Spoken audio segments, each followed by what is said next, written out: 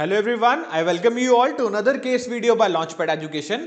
आज हम इस वीडियो में एक बहुत ही इंपॉर्टेंट लैंडमार्क जजमेंट के बारे में डिस्कस करने वाले हैं जिसका नाम है Minerva Mills case. Minerva Mills case ने एक बहुत ही इंपॉर्टेंट क्वेश्चन को सेटल किया था which was dispute between fundamental rights and directive principles of state policies. क्या पार्लियामेंट कोई भी ऐसा लॉ बना सकती है जिससे वो फंडामेंटल राइट को वायलेट कर सकती है to give supremacy to directive principles of state policy? This was the question of law which was settled by honourable supreme court.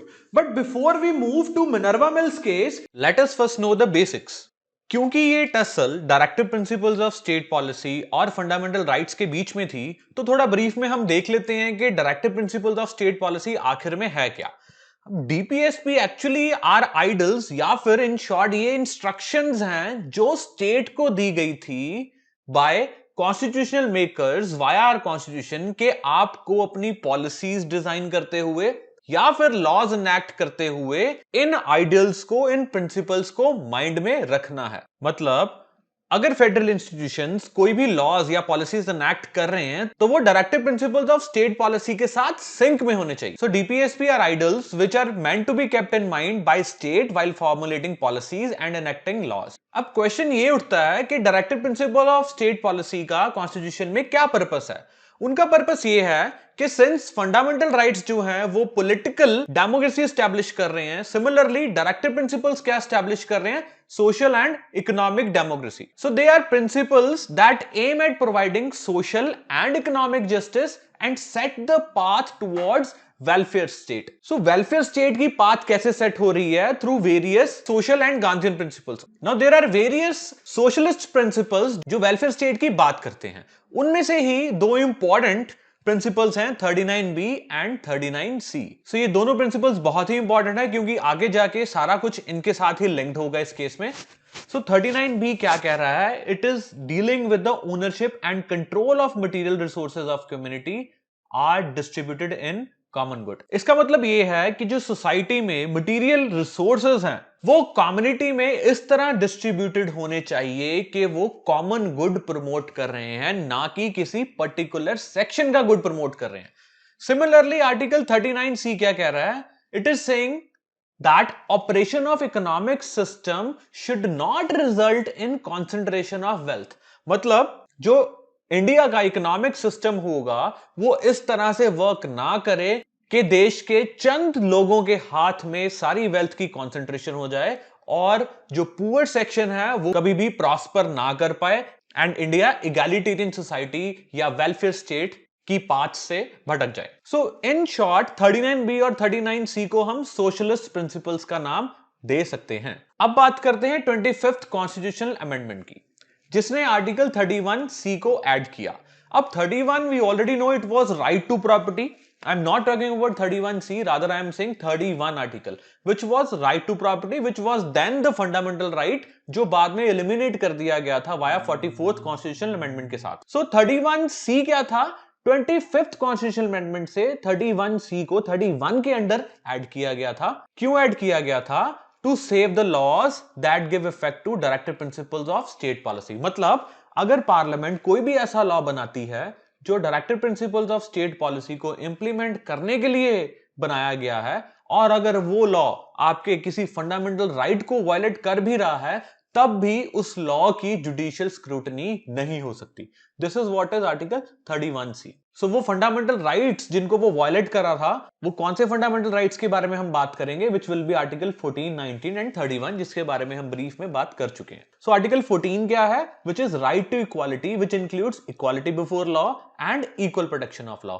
Also article 19 के बारे में थोड़ा जानते हैं, which is right to freedom, जिसमें 6 rights are being protected, which are freedom of speech and expression, assembly, association, movement, residence and profession. So now in basics we have seen certain things। एक उनमें से था directive principles of state policy, जिसमें हमने socialist principles को थोड़ा elaborated वे में पढ़ा, which were 39B and 39C, जो एक वेलफेयर स्टेट एस्टैब्लिश कर रहे थे। उसके बाद हमने 25th कॉन्स्टिट्यूशनल अमेंडमेंट पढ़ी जिसमें 31C को ऐड किया गया, जिसके थ्रू कोई भी ऐसा लॉ जो डीपीएसपी को इफेक्ट देने के लिए एग्जिस्टेंस में आ रहा है तो उसको जुडिशियल स्क्रूटनी या जुडिशियल रिव्यू से बचाया जाएगा, चाहे वो फंडामेंटल राइट्स को वायलेट कर रहा है। So the now question was कि अब सुप्रीमेसी किसकी है? फंडामेंटल राइट्स की कि डीपीएसपी की, जो लेटर ऑन हम मिनर्वा मिल्स केस में देखेंगे। Now let us study Kesavananda Bharati case in brief. हमें थोड़ा सा बैकग्राउंड में जाना पड़ेगा और देखना पड़ेगा what was Kesavananda Bharati case, क्योंकि केशवानंद भारती केस एक बहुत ही पॉपुलर केस है और हम सभी जानते हैं उसमें बेसिक स्ट्रक्चर डॉक्ट्रिन इवॉल्व किया गया था, जिसमें कोर्ट की रूलिंग ये थी कि पार्लियामेंट कोई भी पार्ट ऑफ द कॉन्स्टिट्यूशन को अमेंड कर सकती है, having said that it should not violate the basic structure doctrine. अब बेसिक स्ट्रक्चर डॉक्ट्रिन क्या है, इसके लिए we have made another video जिसका लिंक आपको नीचे डिस्क्रिप्शन बॉक्स में मिल जाएगा, which is Kesavananda Bharati case basic structure rule. So coming back to what happened in the Kesavananda Bharati case, Kesavananda Bharati case में कोर्ट ने अनलिमिटेड पावर दे दी पार्लियामेंट को to amend any part of the constitution, but it should not violate the basic structure doctrine. Also 25th constitutional amendment को validate करार दिया गया था, जिसके तहत पार्लियामेंट ने आर्टिकल 31C ऐड किया कॉन्स्टिट्यूशन में, जो सेव करता था कोई भी लॉ जो इफेक्ट दे रहा है 39B और 39C article of directive principles of state policy. अब 39B और 39C क्या थे?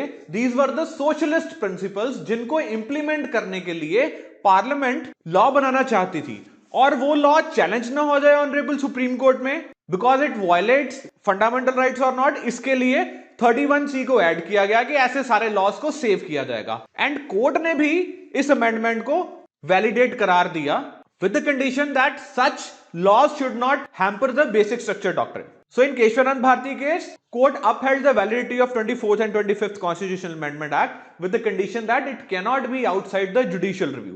25th Amendment added 31C to save laws giving effect to 39B and 39C of DPSP, जो मैंने आपको बताया socialist principles से. Also it evolved the basic structure doctrine.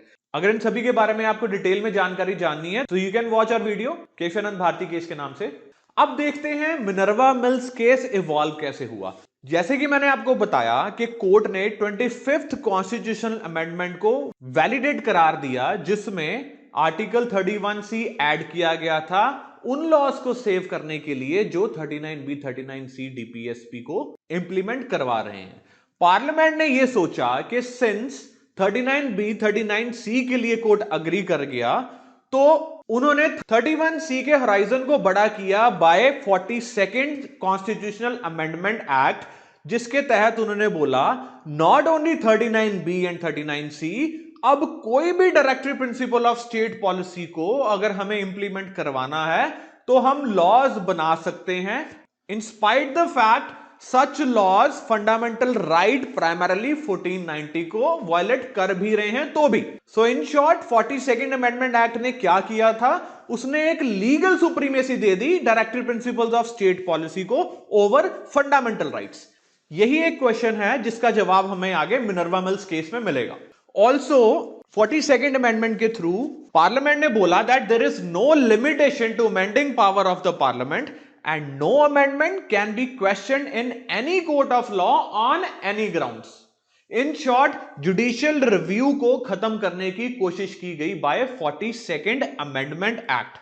So अगर इन शॉर्ट में आपको ये समझाऊं तो it was के 42nd Amendment के थ्रू 39C के होराइजन को बड़ा किया गया, जिसके तहत अब डीपीएसपी को एक प्राइमेसी दे देगी कि आप डीपीएसपी को इंप्लीमेंट करवाने के लिए हम फंडामेंटल राइट्स को वायलेट कर सकते हैं, और ऐसा जो भी लॉ होगा वो किसी भी कोर्ट ऑफ लॉ में क्वेश्चन नहीं किया जाएगा। सो अब मैं आपको बताता हूं कि मिनर्वा मिल्स केस में हुआ क्या। मिनर्वा मिल्स क्या थी? एक टेक्सटाइल मिल थी जो कि कर्नाटका बेंगलोर सिटी में लोकेटेड थी। कांग्रेस गवर्नमेंट ने उस टाइम पे उसको नेशनलाइज कर दिया ऑन द ग्राउंड्स के it is mismanaged. So after it was nationalise, उसके जो ओनर्स थे उन्होंने अप्रोच किया ऑनरेबल सुप्रीम कोर्ट को और उसकी नेशनलाइजेशन को चैलेंज किया। अब वेरी फेमस कॉन्स्टिट्यूशनल लिटिगेटर नानी पालकीवाला ने फाइट किया case from the petitioner sides जो कि ओनर थे। अब ये केस क्या डील कर रहा था? ये केस डील कर रहा था गवर्नमेंट की नेशनलाइजेशन पार्ट्स और राइट टू प्रॉपर्टी। उस टाइम पे right to property was a fundamental right, लेकिन हम सब जानते हैं 1978 में जनता गवर्नमेंट के टाइम पे via 44th constitutional amendment fundamental right to property was deleted. So Palkhivala ने क्या चैलेंज किया? पालकीवाला ने प्रोविजंस चैलेंज की 42nd अमेंडमेंट की, जो एक्सटेंड कर रही थी वही 31C के स्कोप को, जिसका होराइजन बढ़ा दिया गया था। अब उसके तहत कोई भी ऐसा लॉ अगर पार्लियामेंट बना रही थी जो डीपीएसपी को इंप्लीमेंट करने के लिए था और फंडामेंटल राइट्स को वायलेट कर रहा था, तब वो वैलिडेट करार दिया जाना था, उसको सेव किया गया था। सो उसी प्रोविजन को पालकीवाला ने चैलेंज किया। अब हम देखते हैं question of law involved before court के मिनर्वा मिल्स केस में अब कौन से लॉज को सेटल किया गया बाय ऑनरेबल सुप्रीम कोर्ट। पहला क्वेश्चन ये था, whether law abridging fundamental rights can be constitutional if it is to fulfill directive principles of state policy। मतलब क्या ऐसे लॉज जो directive principle of state policy को इंप्लीमेंट कराने के लिए लाए गए हैं और वो हमारे फंडामेंटल राइट्स को एब्रिज भी कर रहे हैं, क्या उनको कॉन्स्टिट्यूशनल करार दिया जा सकता है? This was question number 1। Question number 2 ये था, क्या पार्लियामेंट अपनी लिमिटेड पावर से अपने आप को अनलिमिटेड पावर्स ग्रांट कर सकती है? This was question number 2। अब हम देखते हैं जजमेंट क्या है कोर्ट की। कोर्ट ने मिनर्वा मिल्स केस 1980 में यह जजमेंट दी that Indian constitution is founded on the bedrock of balance between fundamental rights and DPSP. Together they are core commitment to social revolution.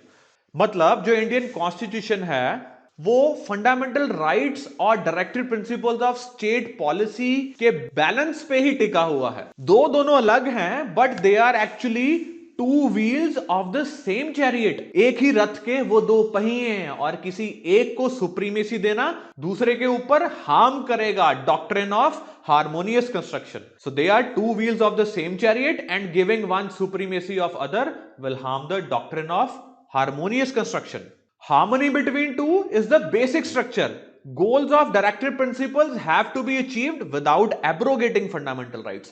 Court ने यह भी मेंशन किया कि ऐसा नहीं है हम directive principles of state policy को इग्नोर कर दें, हमें directive principles of state policy के गोल्स को अचीव करना है, चाहे वो सोशलिस्ट प्रिंसिपल्स हैं, उसमें लिबरल है या गांधीयन है, हमें उनको अचीव करना है, लेकिन साइमल्टेनियसली हमें फंडामेंटल राइट्स को भी इंटैक्ट रखना है। ऐसा नहीं है उसके चक्कर में हम फंडामेंटल राइट्स को एब्रोगेट कर जाएं या वायलेट कर जाएं। सो अब प्रेजेंट पोजीशन क्या रहेगी? प्रेजेंट पोजीशन ये है कि हमारे फंडामेंटल राइट्स को सुप्रीमेसी दी गई है over directive principles of state policy after Minerva Mills case. Also ये भी बोला गया है कि अगर सोशलिस्ट डायरेक्टिव प्रिंसिपल्स को हमने इंप्लीमेंट करना है, जो कि 39B 39C है, तो हम 1419 को एब्रोगेट कर सकते हैं। ऑल्सो कोर्ट ने यह भी बोला that judicial review is basic structure of the constitution और उसको बाय एनी लॉ जुडिशरी से छीना नहीं जा सकता। So this was all about Minerva Mills case. I hope you liked the video. Make sure you give it a thumbs up and subscribe to our YouTube channel Launchpad Education for more updates. Stay tuned and do not miss any video. Thank you.